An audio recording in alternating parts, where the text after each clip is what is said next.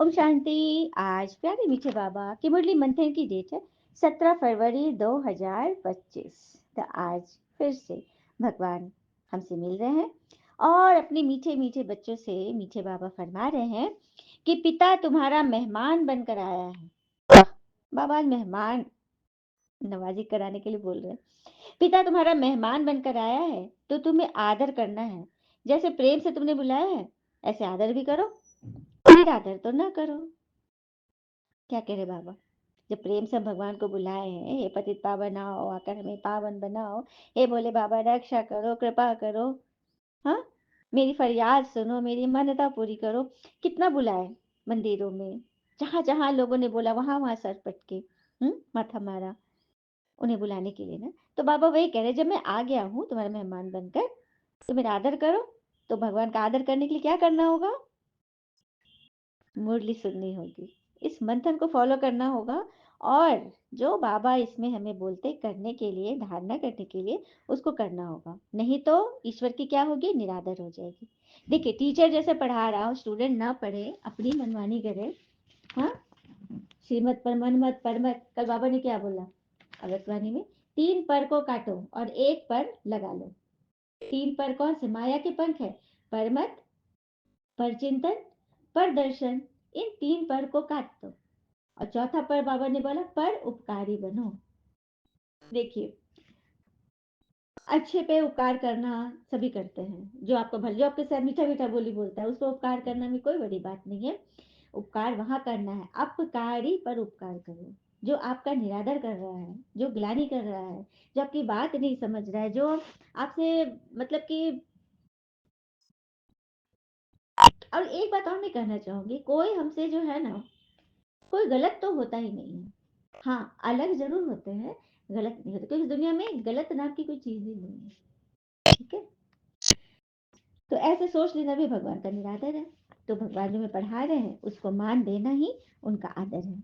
और कहते हैं ना, भगवान से हमेशा ऐसी बातें कीजिए कि बाबा, जहां मैं गलत हूँ वहां मुझे राह दिखाओ, और जहां मैं सही हूँ वहां साथ निभाओ। है ना? चलो, प्रश्न है, कौन सा नशा तुम बच्चों को सदा चढ़ा रहना चाहिए? यदि नशा नहीं चढ़ता तो क्या कहेंगे फिर? कौन सा नशा में सदा चढ़ा रहना चाहिए? नशा नहीं चढ़ रहा है तो फिर क्या हो जाएगी? कौन सी बात कहेंगे? उत्तर, ऊंचे ते ऊंची आसामी, इस पति दुनिया में हमारा मेहमान बनकर आया है। ऊंचे ते ऊंची आसामी, भगवान इस सृष्टि का मालिक। देखिए, घर का मालिक होता है, किसी कंपनी का मालिक होता है, किसी देश का मालिक होता है, तो कितना मान होता है, अरे ये आ रहे हैं। और यहाँ सृष्टि का मालिक, ब्रह्मांड का मालिक आ रहा है। उनसे बड़ी आसामी कोई है? हमारा मेहमान बनकर है, हम बच्चों का, हम साधारण बच्चों का। तो ये नशा कितना चढ़ा रहना चाहिए? लेकिन ये नशा नंबरवार ही चढ़ता है, नंबरवार। नंबरवार मतलब रैंकिंग। निश्चय का नशा, खुशी बराबर सबकी नहीं है, सबकी माप तौल अलग अलग है। ऐसा क्यों? क्योंकि कई ना पिता को जानकर भी, बनकर भी संशय बुद्धि बनकर हाथ छोड़ जाते हैं। तो फिर क्या कहेंगे बाबा? अपनी तकदीर। संशय बुद्धि बनते अभी भी उनके ना दो नाव पे पार रखे हुए हैं। कही है कि भक्ति माँ में इतना घुसे हुए हैं, एकदम उन्हीं पे भरोसा, ये कर्म कांड करो, अभी तक भी वही कर रहे हैं। संशय बुद्धि। और फिर लगेगा जैसे, और संशय इसलिए भी होता है ना, चलो भगवान को मान भी लिया, एकदम मान लिया, बहुत बहुत बाबा बाबा करने लगे, लेकिन कोई उनकी मनसा एक कुछ भी पूरी नहीं हुई, एक आध दो, तो बस निश्चय खत्म, संशय आ गया। तो ये क्या, ये निश्चय था क्या? ये तो बस आजमाने वाला निश्चय था ना, कि भगवान को आजमा रहे हैं। तो वही बात है, बाबा भी कहेंगे कि अपनी तकदीर, जिसके भाग्य भी नहीं है तो क्या कहेंगे? और कहते हैं ना, मुझे मेरे जैसा कोई मिलता नहीं, मुझे मेरे जैसा कोई मिलता नहीं, और किसी और के जैसा मुझे बनना नहीं। है ना? यही बात है। ओम शांति। ओम शांति। दो बारी कहना पड़े, दो बारी क्यों कहते हैं? एक कहते हैं शिव बाबा, दूसरा कहते हैं ये दादा, लेख रहा दादा। तो दोनों इकट्ठे है ना, तो दोनों मिलकर क्या बन गए? बाप दादा। भगवान की महिमा भी कितनी ऊंची करते हैं, पर तो अक्षर कितना सिंपल है, गॉड फादर। सिर्फ फादर नहीं कहेंगे, गॉड फादर, जो कि ऊंचे से ऊंचा है। सिंपल है ना, और बहुत ही कैचेबल है ना? वही बाबा कह रहे हैं। बाबा आते हैं पतित दुनिया में, नई दुनिया में बाबा जाते ही नहीं सत्युग में। आधा कल सत्युग त्रेता में किसका राज था, कैसे हुआ, किसको पता नहीं है। पतित पावन बाबा आते भी जरूर है, उनको कोई पतित पावन कहते हैं, कोई लिबरेटर कहते हैं, पुकारते भी स्वर्ग में ले चलो, क्योंकि वो सबसे ऊंचे थे ऊंचे, हाईएस्ट अथॉरिटी है, कितना बड़ा पोजीशन है उनका। हम्म। उनको जब बुलाते हैं, कब बुलाते हो, जबकि रावण राज्य होता है, राम राज्य में तो बुलाते ही नहीं, सत्युग त्रेता। हम्म। तो ये बाबा कह रहे, बाबा कब बने, फिर बाबा के लिए क्यों संशय बुद्धि हो जाते हो, क्योंकि बाबा तो वंडरफुल, गायन भी है ना। उसके बाद क्या होता है, संशय आ जाता है ना, तो क्या करते सभी, आश्चर्यवत बाबा का जान, बाबा को जानंती, बाबा कथंती, ज्ञान सुनंती, सुनावंती, अहो माया, फिर भी संशय बुद्धि बनावंती, और फिर भागंती, फारकती देवंती हो जाते। ये लाइन मुझे बहुत पसंद है, इतना मीठा है ना, मतलब कि आश्चर्यवत बाबा को जानते हैं, पहचानते हैं, मानते हैं, श्रीमत सुनते हैं, सुनाते भी है सबको, फिर जब संशय आया कि मेरी बात पूरी नहीं हुई, मेरी इच्छा पूरी नहीं हुई, ये क्या भगवान है, फिर माया पटखनी देवंती हो जाता है। हम्म। तो यही बात यहाँ हो रहा है ना, हो रहा है। तो इसी में तो सब नंबर वार हो जाते हैं ना, नंबर वन जो होंगे, कितना भी विघन आएगा, अरे ये विघन हमारा ही तो बोया हुआ बीज है, जो हमारे पास आ रहा है। हम ईश्वर के समीप जा रहे हैं, तो माया भी तो हमें खींचेगी ना, तरह तरह से वो औजार लाएगी, तरह तरह से वो पेपर लाएगी, ऐसा ऐसा पेपर लाएगी ना कि बस स्वप्न में भी आपने नहीं सोचा होगा, ऐसा ऐसा मार लगाती है। लेकिन बचना है, बाबा का सेवा करते रहना है, क्योंकि बाबा का काम है ना। फिर बाबा कह रहे, कल्प कल्प ऐसे पतित बन और तुम मेरी ग्लानि करते आए हो, तभी तब भी मैं आता हूँ। बाबा कह रहे, तुमने मेरी इतनी ग्लानि की द्वापर से, कहाँ कहाँ ठोक दिया, पत्थर भीतर, कुत्ते बिल्ली, हर आत्मा में, दुष्ट आत्मा, पाप आत्मा, सब में मुझे ठोक दिया कि हर आत्मा के अंदर मैं हूँ, कितनी बड़ी ग्लानि है। हाँ, अरे एक घर में एक पिता होता है, बच्चे अनेक होते हैं, सब बच्चे के अंदर पिता थोड़ी होता है। इसी को तो सुलटा करने में जाना पड़ा है। मैं कितना ऊंचे थे ऊंच हूँ, लेकिन मुझे देखो कहाँ ठोक दिया। मैं तो सदा पावन हूँ, मुझे पावन दुनिया में बुलाना चाहिए ना, बाबा बोल रहे हैं। आप फिरकी ले रहे हैं, परंतु नहीं, वहां दरकार ही नहीं, क्योंकि सुख में कहाँ मुझे कोई सिमरन करते हो, दुख में करते हो, तभी तो मैं दुख में आया हूँ। मैं तेरा कितना बड़ा मेहमान हूँ, आधा कल से तुम मुझे याद करते आए हो। यहाँ जैसे ही कोई बड़े आदमी को बुलाते हो, करके एक दो वर्ष बुलाएंगे, फिर अगले वर्ष किसी और को बुलाएंगे, ऐसा होता है ना। लेकिन यहाँ तो तुम मुझे आधा कल्प से बुलाते आए हो, सभी बुला रहे हो, ओ भगवान, हे साईं, हे प्रभु, हे खुदा, हे मालिक, सभी अपने अपने, हे गॉड फादर, सभी अपने अपने। लेकिन मेरा पता ही नहीं है, इसलिए तो मैं बोलता हूँ, मैं आया हूँ यहाँ प्रजापिता ब्रह्मा कुमारी ईश्वरी विश्वविद्यालय में आकर बैठा हूँ, ये गुप्त रीति से मुझे पहचानेंगे वही जो कि सच्ची सीता होगी, जिसका मैं राम हूँ। कोई एक सीता की बात नहीं है, यहाँ करोड़ों सीताएं हैं, जो रावण की जेल में है, अर्थात माया के बंधन में फंसी हुई है, क्या क्यों कैसे ऐसे वैसे, इसका उसका, है ना, डर चिंता परेशानी, क्या करूं। कई बच्चों के फोन आते, दीदी बहुत फंस गई हूँ, क्या करूं, फिर उनको समझाया जाता है, तो भी हाँ ये बात है, हम मैं भी बोलती हूँ हाँ ये बात है, तो अच्छे से समझ के फिर चलने लगती, फिर कुछ दिन होगा, फिर फोन आएगा।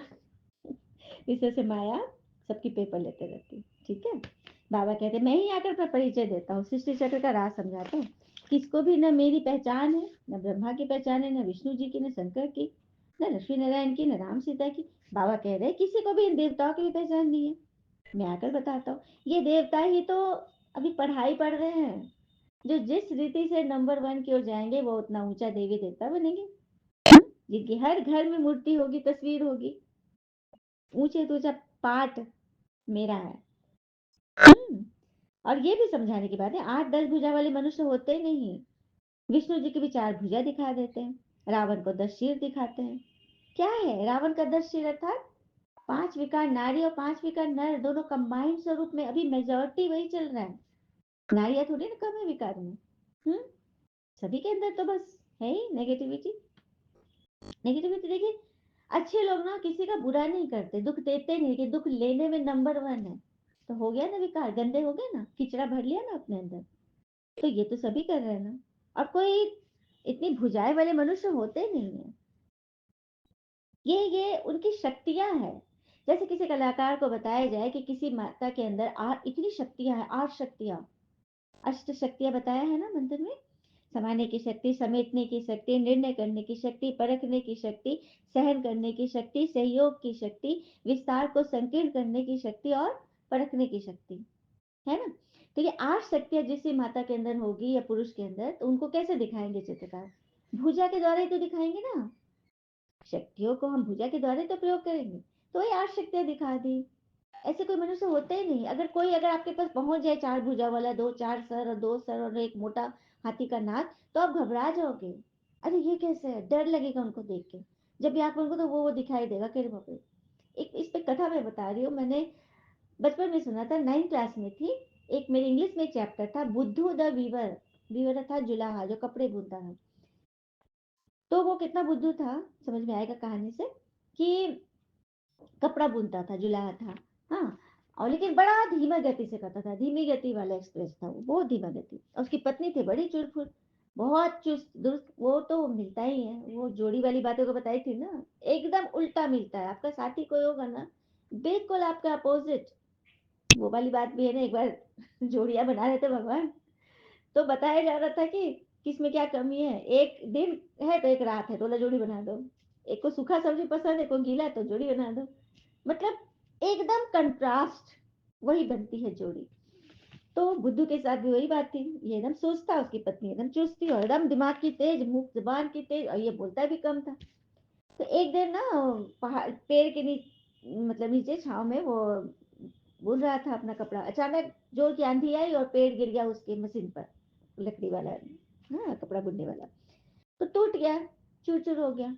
अब ये घबरा के पत्नी पर दौड़ के गया, देखो ना वो टूट गया पेड़ से, तो मैं क्या करूँ, जाओ लकड़ी लेकर आओ जंगल से और बनाओ मशीन। बोले ठीक है। और कुल्हाड़ी लेके चला गया। तो वहां जब पेड़ काटने लगा, एक पेड़ को चुना कि अच्छा काटने लगा, तो उस पेड़ से आवाज आई। इधर उधर देखने लगा कि अरे कहाँ से आवाज आ रही। पेड़ बोला मैं वन देवता हूँ, मैं इस पेड़ में वास करता हूँ, मुझे मत काटो, मैं तुम्हें वरदान दूंगा। बोलता वरदान देंगे, बोलो क्या चाहिए। अभी सोचने पड़ गया, इसको तो समझ में नहीं आ रहा। सोचा मैं कुछ बोलूंगा, पत्नी बोली तुमने ये क्यों मांगा, वो क्यों नहीं मांगा। तो मैं, तो बोलता है देवता से कि मैं घर जाके पूछ कर आता हूँ। बोला हाँ जाओ, इंतजार करता हूँ। और वो चला गया घर जाके। और पत्नी उस समय काम व्यवस्था में एकदम खींची हुई थी, चिड़चिड़ी, ऐसे भी चिड़चिड़ी रहती थी वो, क्योंकि काम धंधा करता नहीं था, घर में पैसे वैसे थे नहीं था, बड़ा एकदम, मतलब कि वही उसकी अवस्था ही हो गई थी। तो ये जब वहाँ पहुंचा, सुनो ना कहानी बताई, ऐसे ऐसे वन देवता मिले, कह रहे वरदान मांगो। मैं क्या मांगू। इसको तो पहले विश्वास नहीं हुआ कि कहाँ से सपना देख रहा है दिन में खुली आंखों से। बोलती कि सो ये सब झूठ है। तो नहीं सच बात है, बोलो ना क्या वरदान मांगू। तो बोली कि तो गुस्सा में थी। बोल दी कि से तुम इतना कम सोचते हो, दिमाग इतना कम है, तो तुम 2 सर मांग लो और 4 हाथ मांग लो, ताकि काम जल्दी जल्दी हो और पैसे घर में आए। वो तो ऐसे चिढ़ कर बोली। और इसके दिमाग की बत्ती जल गई, बोली हाँ एकदम सही बोली, 2 सर माल बोलूंगा तो ज्यादा दिमाग होगा हमको, और 4 हाथ होगा तो ज्यादा काम करूंगा। और वो चल दिया, वन देवता को जाके बोल दिया कि मुझे ऐसे चाहिए, और उसका हो गया, 2 सर और 4 हाथ हो गए। और जब खुशी खुशी वहां से चलता हुआ आ रहा कि मेरी पत्नी मुझे देखेगी तो कितना खुश होगी कि वाह, आज तो मैंने एकदम अकलमंदी वाली काम की है।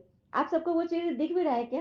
किसको किसको दिख रहा है वो चीज कि एक व्यक्ति आ रहा है 2 सर और 4 हाथ लेकर, खुशी खुशी झूमते हुए आ रहा है। तो वो जब चल कर आया, तो पत्नी दरवाजा खोली और उसको देखते बेहोश हो गई। और उसके पहले गांव के लोग जब इसको देखे ना कि कौन है जो बुद्धू के घर की तरफ जा रहा है, कोई राक्षस आ गया, वो लोग आए फरसा कुल्हाड़ी लेके और उन्होंने इसका काम तमाम कर दिया। तो देखा, देखा, ये कथन इसलिए यहाँ पे डाला गया क्योंकि 4 8 भुजा वाले कोई व्यक्ति होते ही नहीं, अगर होंगे ना तो कोई उसको चलने नहीं देगा, हो भी नहीं सकते। ये तो कहानी थी ना। तो वही बात है, किसी व्यक्ति में शक्ति होती है तो उसको भुजा के द्वारा दिखाया जाता है। हम सबको इतने भुजा वाले शक्तिशाली बनना है, बाबा हमें वही बना रहे हैं। ठीक है, इसके लिए हमें निरंतर बाबा को याद करना है और देह अभिमान छोड़ना है। हमें सदैव अविनाशी चीज को देखना चाहिए, विनाशी चीज को नहीं देखना है। जो विनाश हो जाए, जैसे धन वैभव व्यक्ति वस्तु, ये सब विनाशी चीजें हैं, सदाकाल की टिकने वाली नहीं है। सदाकाल की टिकती है हमारी खुशी, हमारी शांति, हमारा आनंद, हमारी आत्मा। उसको उसको तैयार करें। फिर बाबा कहते हैं जितना जितना याद में रहेंगे उतना कर्मातीत अवस्था को पाते जाएंगे। हाँ, फिर बाबा ने बोला, लेकिन हाँ, कोई बिरला ही जो सच बताते हैं कि बाबा हम इतना समय याद में रहे। सच नहीं बताते। कहेंगे कि सारे दिन में हम सिर्फ 1 घंटा याद किए तो बोलने में लज्जा आएगी ना। हाँ, अब बाबा भी कहते हैं, कोई याद में रहते ही नहीं है। ऐसा बाबा जिसको दिन रात याद करना चाहिए, तुम सिर्फ 1 घंटा याद करते हो। इसमें बड़ी गुप्त मेहनत है। बाबा को बुलाते इतने दूर से, मैं इतने दूर से आता हूँ।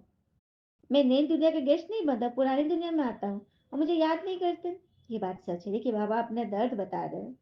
ये बात सच है कि बाबा का व्हाट्सएप होता ना हमारे साथ लिंक्ड होता, तो बाबा जब हमारा व्हाट्सएप खोलते हम सबका पर्सनल, तो लास्ट सीन में क्या दिखता पता है? सिर्फ अमृत वेला ही दिखता। सुबह 5 बजे, लास्ट लास्ट सीन सुबह 5 बजे, 5 AM। उसके बाद सारा दिन तो बस। तो वही बात है, बाबा ने हम सबको अलर्ट किया है कि याद करो, याद से ही माया नहीं आएगी। हम्म। और मेरी जयंती तो वर्ष वर्ष मनाते हो, 12 12 मास के बाद जयंती मनाते हो एक साल में। हम्म। लेकिन मनाते हो, लेकिन उसका सच्चा अर्थ नहीं मालूम। इसलिए तो बाबा कहते हैं कि सबको पता, अभी शिवरात्रि आ रही है ना, तो एकदम धूमधाम से सेवा करनी चाहिए। अब मैं आता हूँ इस पति दुनिया में, तो मुझे रथ तो चाहिए ना। रथ जिस तन पे मैं सवार होकर तुम्हें सुनाऊंगा। तो ब्रह्मा पिता का बाबा ने रख लिया, शरीर लिया ना। ये बड़ी रमणीक बातें हैं। कोई और नया सुने तो चकित हो जाए, चकित हो जाए कि अरे, आश्चर्यचकित हो जाए, हो ना। किस तरह से भगवान आ गए इस शरीर में, गुप्त रूप में, इस बूढ़े दादा के तन में।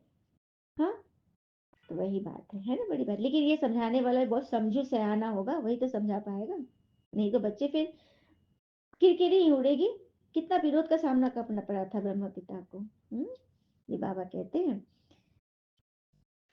ये सब कोई ड्रामा में नूंद है, मैं भी ड्रामा के बंधन में बंधा हुआ हूँ। नूंद बगैर मैं कुछ भी नहीं कर सकता हूँ। सही बात है, भगवान भी ड्रामा के बंधन में बंधे हुए हैं, ड्रामा अनुसार ही उनको आना है। और यहाँ पे राम और रावण दोनों का पाठ चल रहा है, दोनों का पाठ चलता है। तो ये खुशी की बात सबको खुशी से सुनानी है ना कि भगवान आ गए। जो पूरे पास होते हैं उनका ही अति इंद्रिय सुख गाया जाता है। जो रात दिन सर्विस पर तत्पर है, सर्विस ही करते रहते हैं, तो उन्हें बड़ी खुशी रहती है, तो झूमते रहते हैं। हाँ? और आत्मा के सोने से शरीर भी सो जाता है। आज मैं थकी पड़ी हूँ, या किसने कहा? आत्मा कहती है। आत्मा ही थक जाती है ना, तो फिर शरीर भी आराम कर लेता है। फिर बाबा कहते हैं बड़े बड़े आदमी आते हैं तो कितनी भीड़ हो जाती है। हम्म। आगे चलकर आहिस्ते आहिस्ते इसका प्रभाव निकलेगा, मतलब धीरे धीरे सभी लोग जानेंगे कि भगवान आ गए। अच्छा, मीठे बच्चों प्रति भगवान की नमस्ते, हम बच्चों के भी प्यारे बाबा को नमस्ते। धारणा के लिए मुख्य सार, पहले पॉइंट, सदा ही हाईएस्ट अथॉरिटी बाबा की याद में रहना है। विनाशी देह को न देख देही अभिमानी आत्मा को देखने का प्रयास करना है। याद का सच्चा सच्चा चार्ट रखना है। बाबा घूरे घूरे कुछ कुछ दिनों पे चार्ट जरूर बोलते हैं। चार्ट रखना है, सच्चा चार्ट। दूसरी पर दिन रात सर्विस में तत्पर है, अपार खुशी में रहना है। तीनों लोगों का राज सबको खुशी से समझाना है। शिव बाबा जो श्रीमत देते हैं उसमें अटूट निश्चय रखकर चलना है। कोई भी विघ्न आए तो घबराना नहीं है।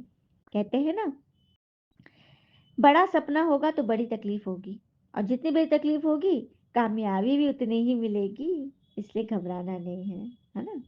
निश्चय रखकर चलते जाना है। जब संशय भगवान है तो इसमें संशय क्यों आ रहा है? हम्म। संशय आ रहा मतलब भगवान पर निश्चय नहीं है ना।